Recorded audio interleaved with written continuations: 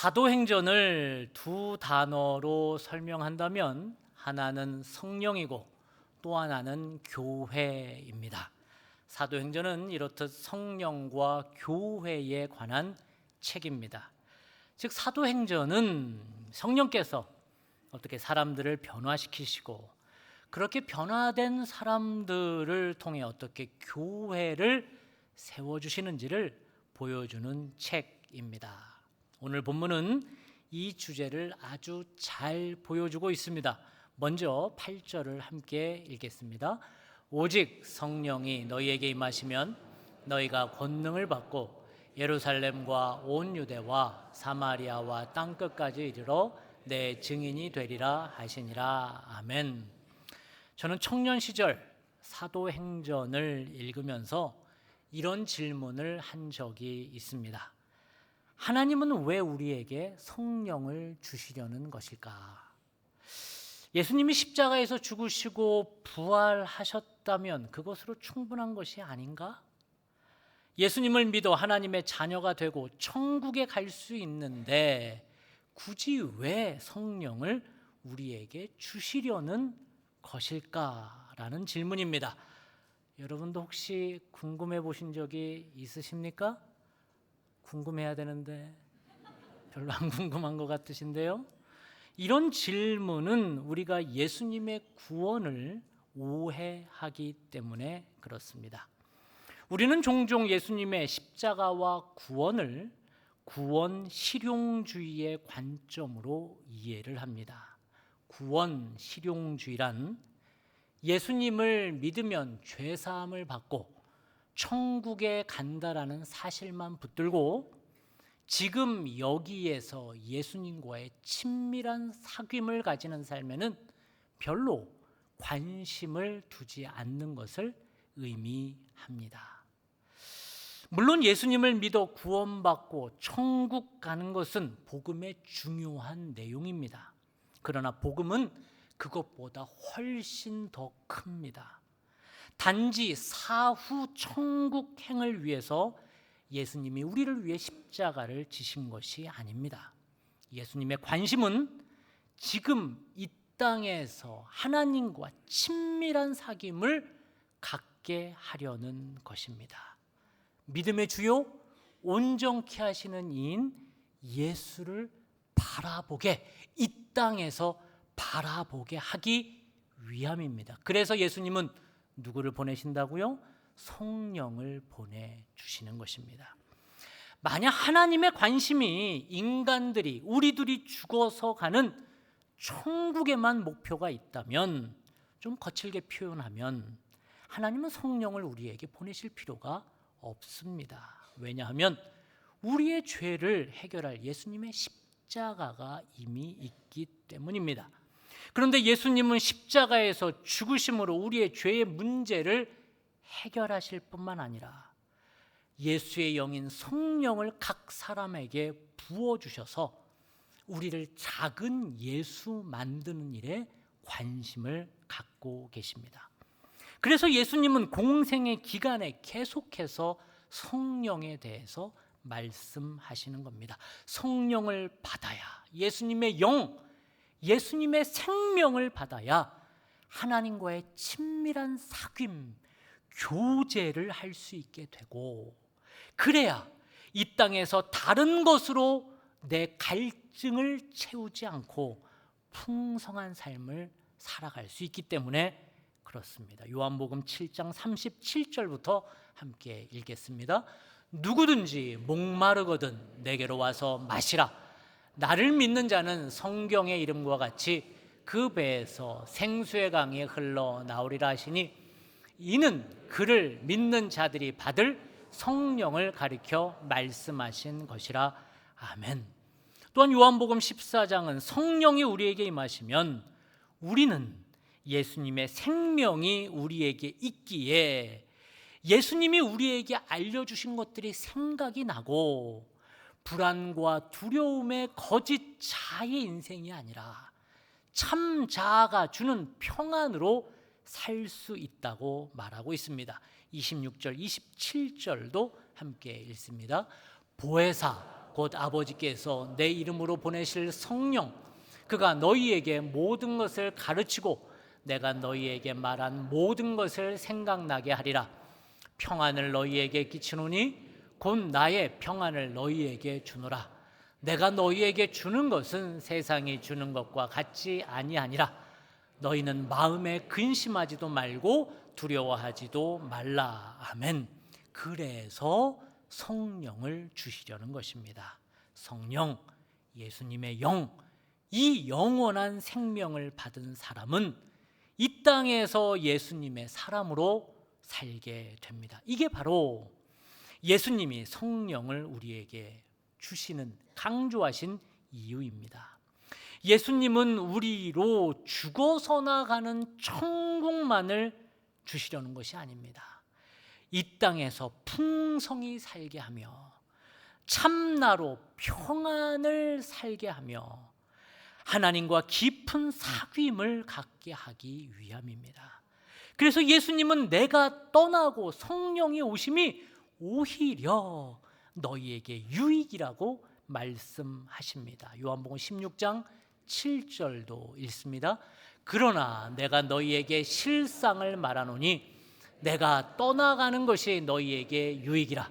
내가 떠나가지 아니하면 보혜사가 너희에게로 오시지 아니할 것이요 가면 내가 그를 너희에게로 보내리니. 아멘. 그러나 제자들은 아직 예수님께서 바라보시는 이 하나님의 나라, 곧 성령을 통해 새롭게 열릴 세상을 보지 못했습니다. 그들은 여전히 자기들의 거짓 자아에 붙들려 하나님의 나라가 아니라 자기들이 기대하는 지상의 왕국을 기대했습니다.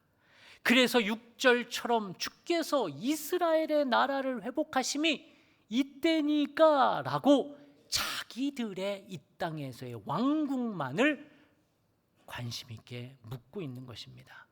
그러나 예수님께서 선포하신 하나님의 나라는 지리적으로 팔레스틴 땅에 세워질 민족주의적이며 영토적 왕국이 아닙니다. 그것은 성령께서 임하심으로 모든 경계를 넘어 예루살렘과 온 유대와 사마리아와 땅 끝까지 확장되는 하나님의 통치였습니다. 이러한 관점에서 볼 때 오늘날 팔레스틴 땅을 독점하고 지배하려는 이스라엘의 배타적 시오니즘은 복음의 이름으로 정당화될 수 없습니다. 홀로코스트의 참혹한 기억과 유대인들이 겪어온 고통은 결코 간과해서는 안 되지만 과거에 그들이 당했던 피해가 오늘 다른 민족의 삶과 존엄을 짓밟는 폭력의 근거가 되어서는 안 됩니다. 특히 이스라엘 정부와 그들의 극우 정치 세력이 자신의 정치적 야욕으로 팔레스틴 주민을 희생시키고 무자비한 전쟁을 계속 확대한다면 그 폭력 역시 단호하게 심판받아야 할 것입니다. 하나님의 나라는 한 민족이 다른 민족을 몰아내며 세우는 왕국이 절대 아닙니다. 성령 안에서 하나님의 나라는 원수된 이들을 화해시키고 갈라진 담을 허무는 평화의 나라이기 때문입니다. 이렇듯 성령이 임한다는 것은 자기 왕국을 건설하는 것이 아니라 자발적 자기 해체입니다. 뭐라고요? 자발적 자기 해체입니다. 그래서 8절에 언급된 예루살렘과 온 유대와 사마리아와 땅끝은 단순히 지리적 지명이 아닙니다. 성령께서 무너뜨리시는 우리의 경계입니다. 예루살렘과 유대는 갈릴리 출신 제자들에게는 익숙하면서도 무척 낯선 지역이었습니다. 예루살렘에는 성전과 정치, 경제, 권력을 장악한 상류층들이 많이 살았고 그 중에는 갈릴리 농민들의 삶을 힘들게 하는 부재지주 토지 소유자들이 많았습니다.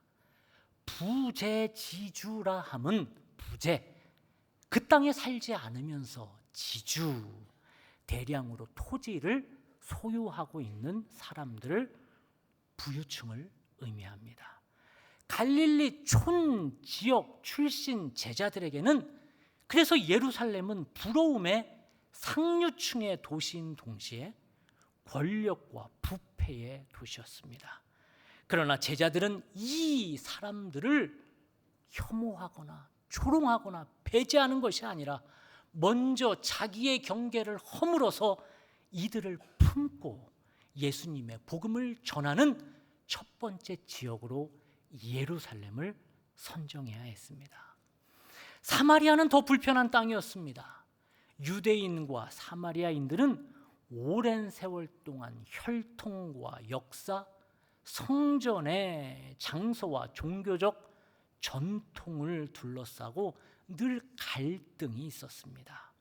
서로 같은 하나님을 말하면서도 상대방의 신앙을 인정하지 않고 가능하면 서로 상종하지 않으려고 했습니다. 그런데 예수님께서 제자들에게 사마리아로 가라고 말씀하십니다. 이렇듯 복음은 내가 좋아하는 사람에게만 전해지는 것이 아닙니다. 성령은 제자들을 자신들에게 편한 사람 가운데로만 보내시지 않으셨습니다. 오랫동안 미워하고 배척했던 사람들에게도 나가게 하는 것이 성령의 역사입니다. 그리고 마침내 땅끝으로 보내십니다. 성령의 역사는 끊임없이 이렇듯 경계를 넘어가는 역사입니다. 자발적 자기 해체를 통해 경계를 넘어가는 것입니다. 유대인과 사마리아인의 경계를 넘어, 유대인과 이방인의 경계를 넘어, 남자와 여자, 종과 자유인, 부자와 가난한 사람들의 경계를 넘어 가는 것이 성령의 역사입니다.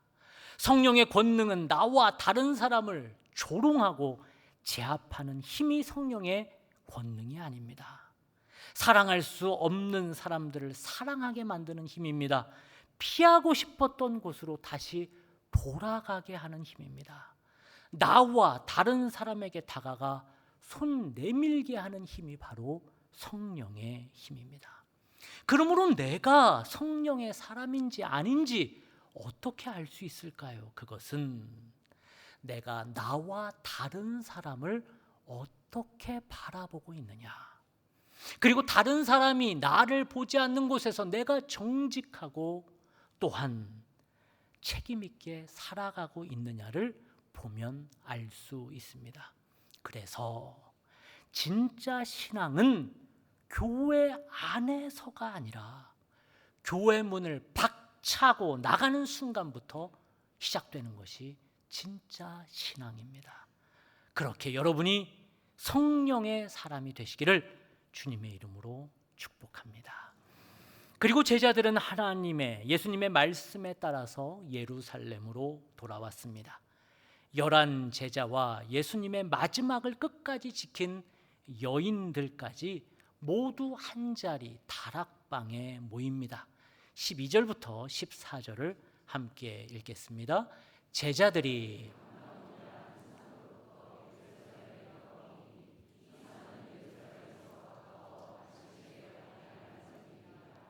들어가 그들이 유하는 다락방으로 올라가니 야고보, 안드레와 빌립, 도마와 바돌로메, 마테와 및 알페오의 아들 야고보, 셀롯인 시몬, 야고보의 아들 유다가 다 거기 있어 여자들과 예수의 어머니 마리아와 예수의 아우들과 더불어 마음을 같이하여 오로지 기도에 힘쓰더라. 아멘.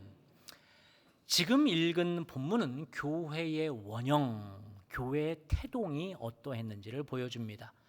즉 처음 교회의 모습이 어떠했냐는 것입니다.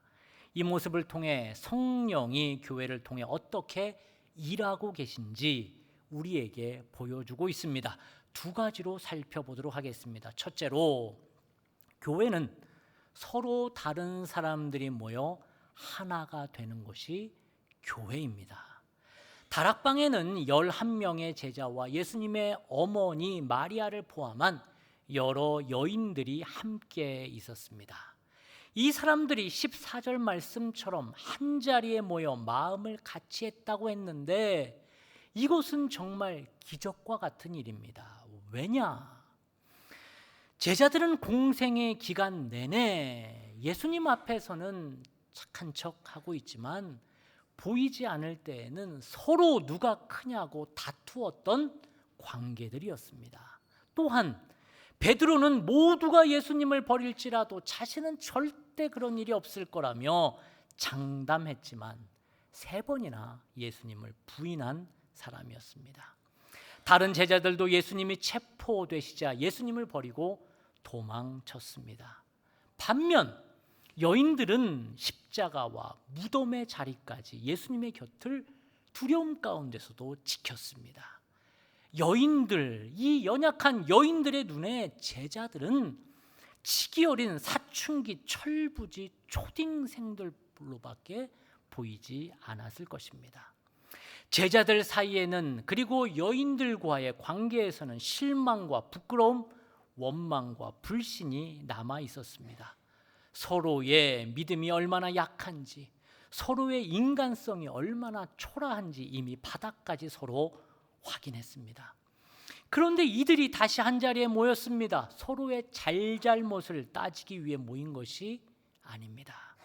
누가 다음 지도자가 될 것인지 결정하기 위해서 모인 것도 아닙니다. 그들은 예수님의 약속을 붙들고 마음을 같이하여 기도하기 위해 모인 것입니다. 그들은 여전히 부족하고 상처 많은 사람들이었지만 그러나 그들은 회피하지 않고 예루살렘에 머물렀습니다. 자신의 힘만으로는 아무것도 할 수 없다는 사실을 인정하고 약속하신 성령을 기다렸습니다. 그리고 이내 성령이 임하셔서 성령께서는 이 초라한 다락방을 최초의 교회로 만드셨습니다. 이렇듯 교회는 서로 다른 사람들이 모여 성령을 사모하며 기도하는 곳입니다. 우리 수원성교회도 그렇습니다. 우리도 여전히 생각과 출신과 배경이 다른 사람들이 모여 함께 교회를 세워나가고 있습니다. 그럼에도 우리가 교회로 모일 수 있는 것은 성령께서 역사하시기 때문입니다. 성령께서 역사하시지 않으면 우리의 연약함만 드러날 뿐입니다. 그렇게 교회는 성령이 세우십니다. 그렇게 성령을 사모하는 자들을 통해 성령께서 우리 수원성교회를 계속해서 건강하게 키워나가실 줄 믿습니다. 두 번째로 이 본문은 교회가 AI 시대의 대안이 되고 있음을 보여주고 있습니다. 지금 세계는 미국, 중국을 필두로 새로운 AI 패권 전쟁이 벌어지고 있습니다.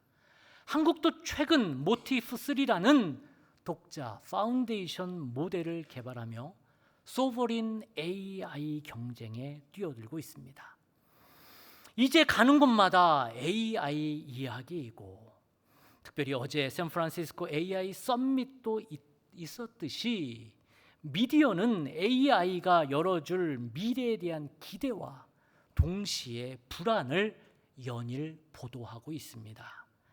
그런데 아이러니하게도 이런 AI 디지털 시대에 현대인들은 더욱 몸이 경험하는 아날로그에 관심을 갖고 있습니다. 그 방증이 지난번 언급해드린 대로 향수 시장입니다. 이 30대들은 돈을 벌면 비싼 향수를 사고 싶어 하고 중고생들은 올리브영에서 향수를 사고 초등생들은 돈이 없으니까 다이소에서 방향제를 사서 방향제를 뿌리고 다닙니다. 왜요?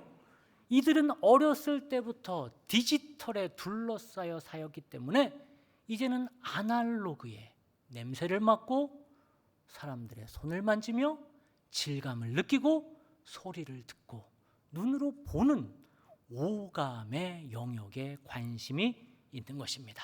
여러분 식당에서 밥을 먹을 때 아이들이 찡얼대면 어떻게 합니까? 핸드폰이나 태블릿을 주고 타요 빙크뽕 뽀로를 틀어줍니다. 아이라도 핸드폰을 여는 방법을 알아서 아무데나 대고 슬라이드를 합니다. 이렇게 아이들은 디지털 리터러시에 능합니다. 그런데 영화 기생충은 디지털 기술이 우리 사회의 빈부격차와 불평등을 더욱 선명하게 드러내는 도구가 되고 있음을 보여주고 있습니다. 여기 포스터를 보시지요. 가난한 집 아이들은 늘 핸드폰만 붙들고 삽니다. 안 터지는 와이파이를 잡기 위해서 주인집 와이파이를 얻어내려고 꼭대기까지 올라갑니다. 그런데 부잣집 아이는 어떻게 놉니까? 핸드폰을 가지고 놀지 않습니다. 몸으로 오감을 써서 삶을 즐깁니다. 집 앞마당에 인디언 텐트를 치고 무기를 이용해서 아빠와 교감을 하고 햇빛을 마주하며 온몸으로 어린 시절을 향유하고 있습니다. 이렇게 AI 시대의 사람들은 더욱 몸으로 오감을 경험하고 싶어 합니다. 얼마 전 보도를 보니 MZ 세대들이 온라인 쇼핑보다 오프라인 쇼핑을 선호하는 비율이 62%나 높다고 기사가 나왔습니다. 물론 사람들은 편의성 때문에 온라인 쇼핑을 즐겨하지만 시간이 되면 직접 오프라인 쇼핑에 참여해서 눈으로 보고 손으로 만지고 직접 경험해 보고 싶어 합니다. 이런 시대에 오히려 교회에 대안이 있습니다. 왜냐하면 교회는 오프라인의 총화이기 때문입니다. 교회는 사람이 있습니다. 문을 열면 만날 수 있는 목사가 있고 구역장이 있고 봉사처나 소그룹에서 내 말을 들어주고 내 눈물을 닦아주고 내 손을 잡고 기도해 줄 수 있는 영혼의 친구들이 있기 때문입니다. 그렇게 교회에는 오감을 열어 나를 맞아주는 사람들이 있습니다. 그래서 교회의 태동을 알려주는 오늘 본문 13절, 14절에는 사람들이 있다고 말하고 있습니다. 그리고 그들이 함께 있다고 말합니다. 그리고 더불어 같이 한다고 말하고 있습니다. 그리고 AI는 절대 못하는 일 힘쓰고 있다고 말하고 있습니다. 다시 한번 13절, 14절을 읽겠습니다. 들어가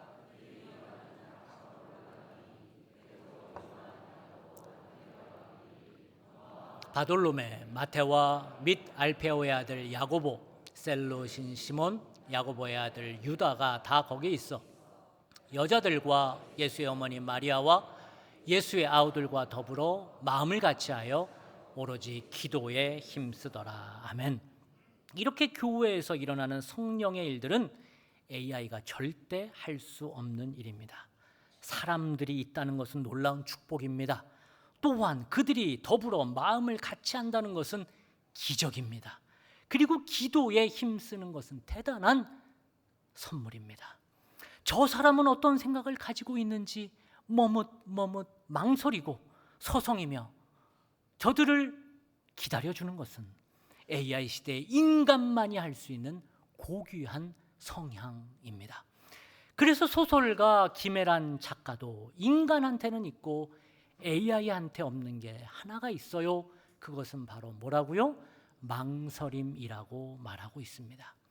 그렇게 교회는 서로 다른 사람들이 모여 있기에 그래서 생기는 갈등과 다름으로 인한 망설임이 있기에 교회는 오히려 이런 AI 시대의 대안이 될 수 있습니다. 그러므로 교회는 여러분의 문제에 즉각적인 답을 주는 곳이 아닙니다.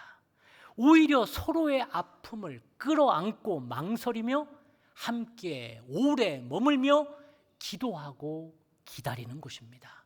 성급히 판단하지 않고 기꺼이 한 사람의 이야기에 귀 기울이는 곳이 바로 교회입니다. 사람이 사람 곁에 있어주는 이 거룩한 동행이야말로 AI 시대에 하나님께서 교회를 통해 주시는 가장 소중한 대안인 줄 믿으시기 바랍니다. 이제 말씀을 맺습니다. 오늘 본문 말씀은 사도행전을 압축해서 나타내는 두 단어인 성령과 교회가 무엇인지를 보여주고 있습니다.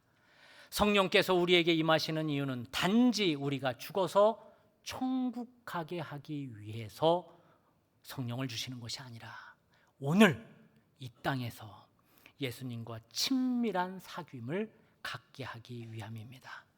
그때 우리 안에 성령은 우리가 자기의 중심의 사람, 자기 왕국을 세우는 사람이 아니라 우리의 경계를 넘어서 예루살렘과 유대와 사마리아와 땅끝까지 내 지경이 넓어지는 사람입니다.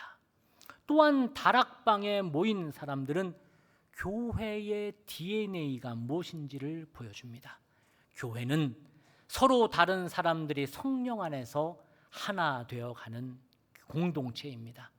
그러므로 다름은 갈등의 이유가 아니라 축복이며 다양함은 교회를 더욱 풍성하게 하는 선물입니다. 또한 사람이 있고 서로의 손을 잡아주며 마음을 나눌 넉넉한 영혼의 친구가 있는 교회는 디지털 시대의 대안입니다. AI가 주는 빠름과 정밀함은 끝없는 속도 경쟁은 우리의 마음을 늘 긴장시키고 마음의 공간을 빼앗아갑니다. 그러나 교회 공동체가 마련해주는 영혼의 공간과 소그룹에서 만나는 영혼의 친구들은 지친 우리를 다시 살리는 쉼터가 됩니다. 그러므로 사랑하는 성도 여러분, 수원성 교회 안에서 서로가 서로의 곁을 지키며 교회를 통해 역사하시는 성령님을 깊이 만나시는 여러분 되시기를 축복합니다. 그래서 이 시대 가운데 하나님의 살아계심을 증거하며 성령의 사람으로 교회를 세워나가는 하나님의 사람들 되시기를 주님의 이름으로 축복합니다. 기도하겠습니다. 우리에게 성령을 부으시는 하나님, 교회가 이 시대의 답인 줄 믿사오니 서로 다른 우리가 함께 있게 하시고 더불어 마음을 같이하여 기도와 사랑에 더욱 힘쓰는 공동체가 되게 하옵소서. 예수님의 이름으로 기도합니다. 아멘.